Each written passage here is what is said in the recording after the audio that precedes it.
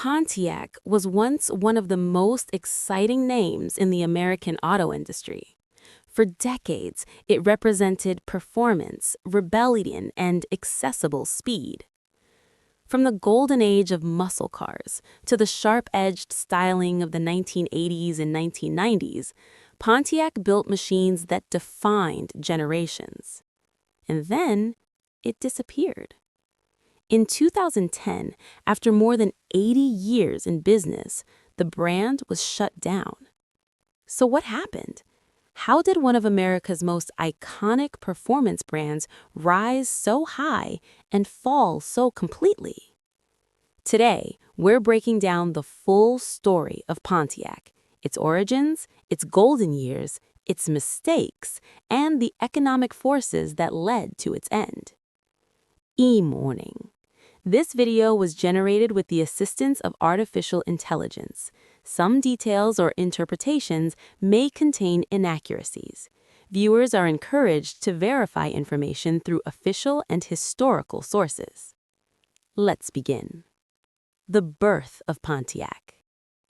Pontiac was founded in 1926 as a companion brand to Oakland under the umbrella of General Motors. Named after the famous Ottawa leader, Chief Pontiac, the brand was designed to offer more performance and style than Chevrolet, but at a lower price than Buick. The formula worked almost immediately. By the early 1930s, Pontiac had actually outsold Oakland.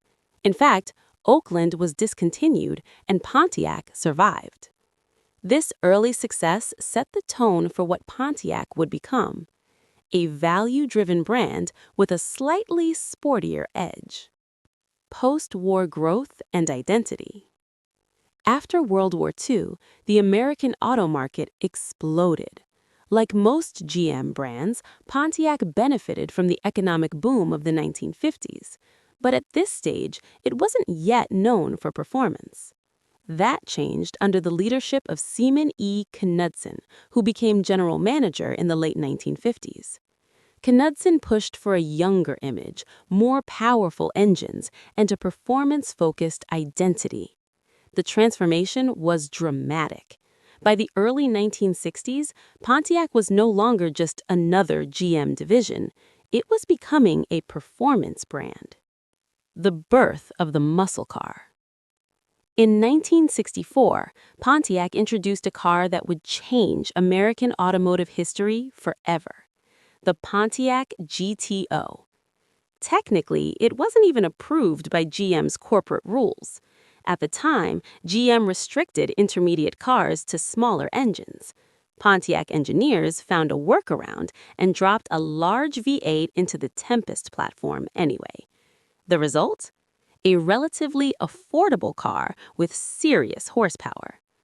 The GTO is widely credited as igniting the muscle car era, and Pontiac suddenly became the performance leader within GM. Soon followed icons like the Pontiac Firebird, the Pontiac Trans Am. By the late 1960s and early 1970s, Pontiac's reputation was firmly established. Bold styling, big engines, driver-focused marketing. It was a golden era. The 1970s, regulations and reality. Then came the storm, the oil crisis of 1973, rising fuel prices, stricter emission standards, higher insurance costs. Muscle cars lost power almost overnight. Horsepower ratings dropped dramatically due to emissions regulations. Pontiac tried to maintain its image, especially with the Trans Am, which gained pop culture fame through movies like Smokey and the Bandit. But under the surface, the performance era was fading. The industry was changing, and Pontiac had to adapt. The 1980s and 1990s. Reinvention attempts. During the 1980s, Pontiac leaned heavily into styling and branding. One of its boldest moves was the mid-engine Pontiac Fiero. It looked exotic, it was affordable, it was different. But early reliability issues hurt its reputation, and just as it improved, GM canceled it. Meanwhile, many Pontiac models began sharing platforms with other GM brands. Badge engineering became more obvious. Some vehicles felt less unique, less special. In the 1990s, Pontiac tried to revive its performance image with models like the Pontiac G8, a rear-wheel drive V8 sedan based on an Australian platform. Enthusiasts loved it, but sales numbers were modest. The market was shifting towards SUVs and crossovers, and Pontiac's identity felt increasingly unclear. Internal competition within GM. By the 2000s, General Motors had too many brands. Chevrolet, Pontiac, Buick, Oldsmobile, Saturn, GMC, Cadillac. There was heavy overlap. Consumers often couldn't clearly distinguish Pontiac from Chevrolet. If Chevrolet offered similar performance for less money, why choose Pontiac? Brand differentiation, once Pontiac's strength, had weakened, and without a clear identity, it became vulnerable. The 2008 financial collapse. Then came the financial collapse. In 2008 and 2009, General Motors entered bankruptcy during the global financial crisis. To survive, GM had to make drastic cuts. Several brands were eliminated. Pontiac was one of them.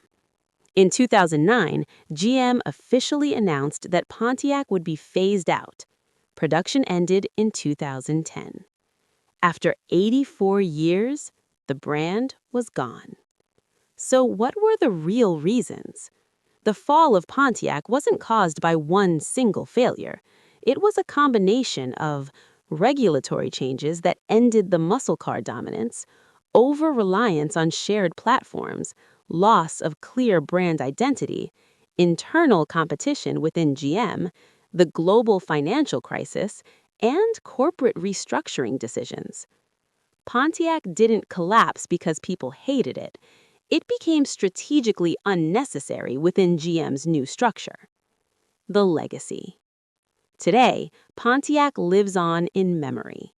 The GTO remains legendary.